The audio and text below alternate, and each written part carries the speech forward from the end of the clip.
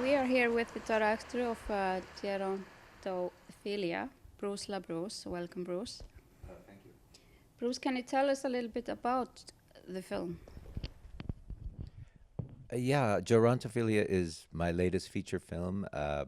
It's about an 18-year-old boy who has a sexual fetish for the elderly, and by chance he gets a job in an assisted living facility, a nursing home, and where he's able to act out his fantasy. I've made films in the past. I made a film in the 90s called Hustler White, which was about male prostitutes on Santa Monica Boulevard in Los Angeles.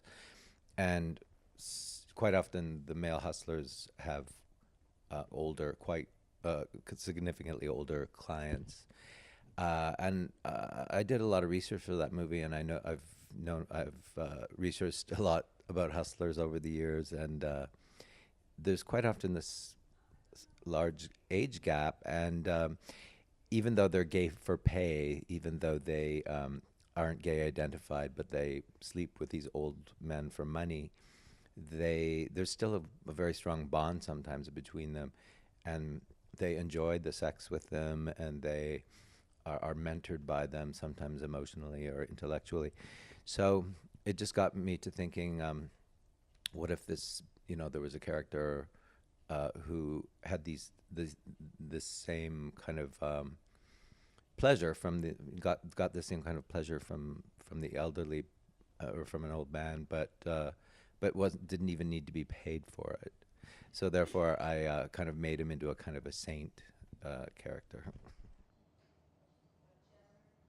Is there some specific message you would like to come across with your film?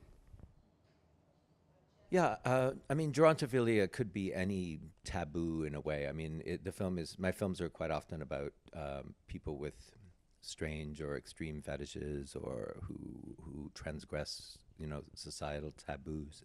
So, in some ways, it could be seen as a metaphor for any kind of transgression of culture, what culture disapproves of in terms of sexual behavior, whether it be homosexuality or if you're into some kind of fetish like cross-dressing or whatever, there's always people who will disapprove of it. So the film is about a character who acts on his desires, and his girlfriend. He has a girlfriend the same age, and who he's in love with, she really encourages him to follow his instincts and his heart, and she thinks he's quite revolutionary for doing so, because there's so much disapproval in society for this kind of thing. He's also he's not even really gay or gay identified. He's a